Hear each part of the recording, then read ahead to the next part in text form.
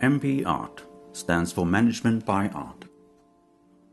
In this short lecture, I'll try to explain how executives like you can improve your managing skills by looking and reflecting on art. Most management courses focus on the objectives to be achieved and offer different sets of tools. Objectives and results that we hopefully can estimate and measure. Results that are measured give us a comforting sense of control. The methods are many. So are the consultants teaching and claiming theirs to be the best. Other programs may focus on leadership, making everyone be part of the team, strive for the same goal, and for you, being a just and effective captain on the ship. But occasionally this knowledge, the methods, gets caught in the wind, and everyday topics smother all fine ambitions. The stress creates bad decisions, or decisions don't get communicated. Maybe there's an alternative way to be a better boss. Recent studies show that executives who look, discuss, or even participate in art lower their levels of cortisol, and surprisingly, even their staff. The theory is that the brain is plastic. It adapts accordingly to our perceptions. Subsequently, some parts get more exercise than others. And over time, just like the muscles in our body, some degenerate. This unbalance might inflict on judgment and how the world is perceived. By looking and talking about art, we can exercise parts of the brain that lie partly dormant. We call this method management by art. Or we could say it's the back door to better management. Now let's put aside the scorecard for a moment.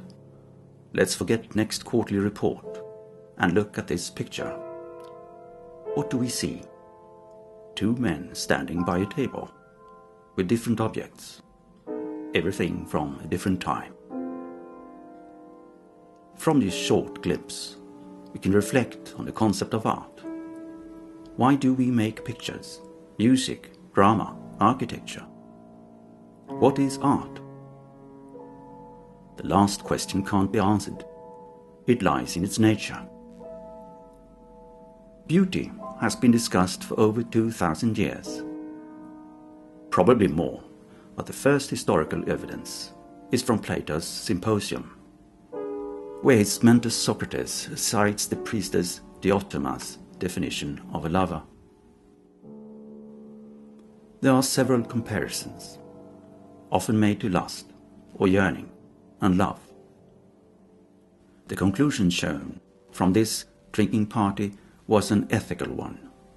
True love and beauty is the strive for balance and truth itself.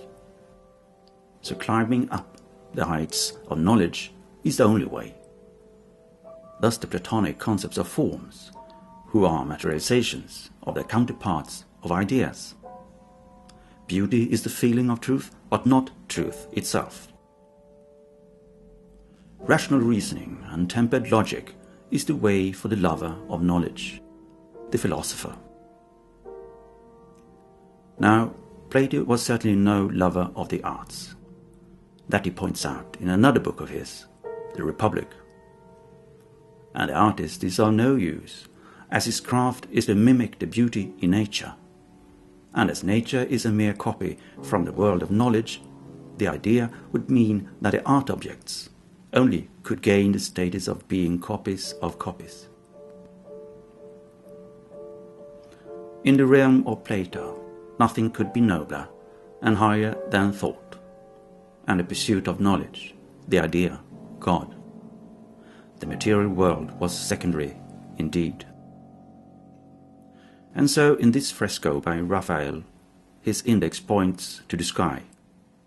The only way is up, abstractions. Aristotle, the pupil of Plato, standing to the right, had a different view.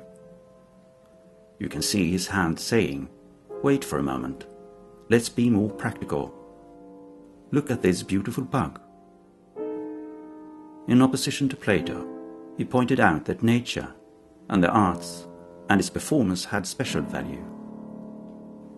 The feelings, aesthesis, they could evoke was beauty indeed. The balance perceived from a sculpture, or horrors delivered by the actors in a tragedy by Euripides. The good in the arts lay in their power of purification of the mind, catharsis. Maybe that the artist even got a special connection to the godly world, love and truth itself. So, the way was not up to abstract thinking, rather down to earthly study, conclusions made from inquiring phenomena. Well, let's return to our painting now.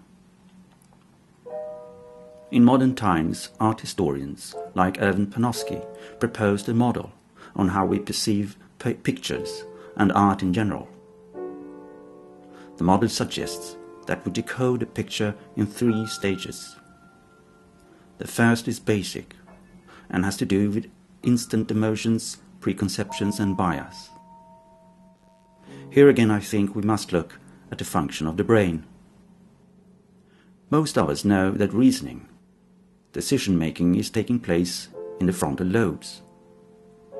But recent science shows that our sensory processing takes a route through a part called hippocampus and amygdalae. They are early developments with primitive roles. Hippocampus is our working memory. Amygdalae are connection nodes deciding what information is good or bad. Should I stay or should I go? So these parts are activated in the first stage of Panofsky's model. The second stage and the third and final engage our intellectual capacities in the frontal lobes, but also our concepts of time, space and language in the left and right hemispheres of the brain. The impressions, chunks of information and conclusions from them are shuffled back and forth. Finally, they form new experience, which ultimately change the matrix of our perceptions. So, the second stage is our interpretation based on experience, what we've seen before, what we recognize, what we could point out and describe in colors, shapes, positions, and objects. Bias dominate, and to get further, the next and third stage must be activated. Hopefully, curiosity makes us investigate and search information outside the picture itself. Who made the picture?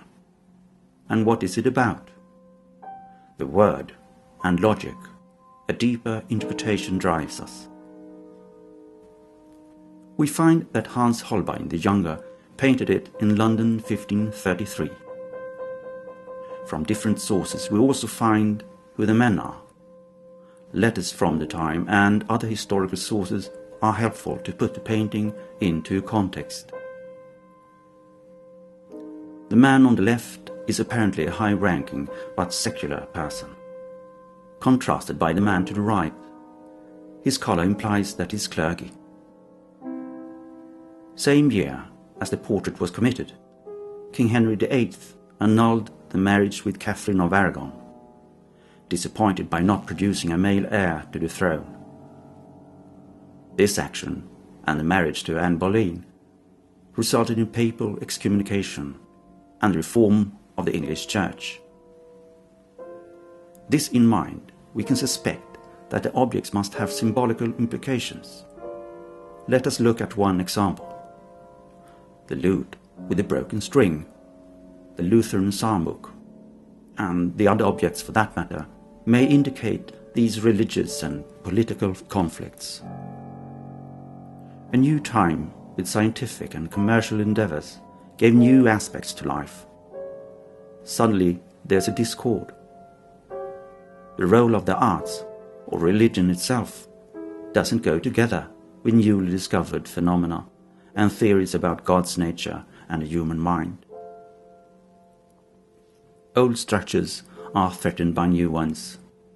Education, luxury and position, jealousy and betrayal.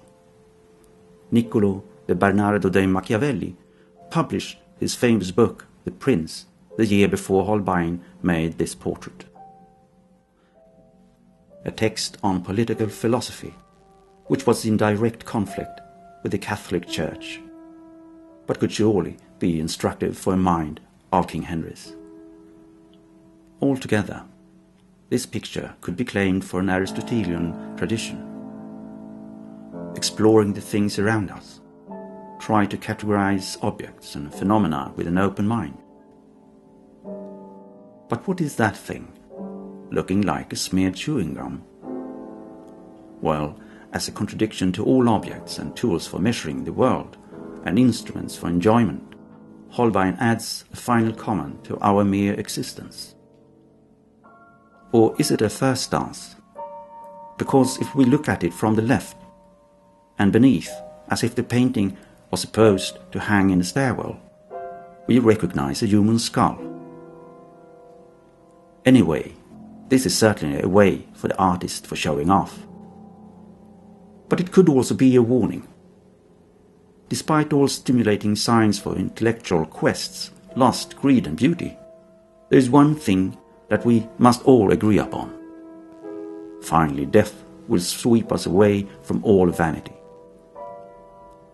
So let us be humble, because it's only at the final moment that all will be clarified. Truth, love and the idea, which we, according to Plato, with our critical mind should strive for while we are alive, will be visible once we unite with God.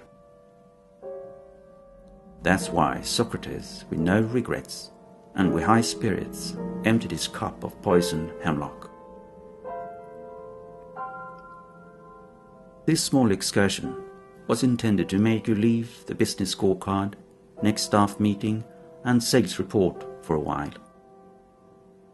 For a moment, I hope I made you want to explore things and contemplate on the extraordinary.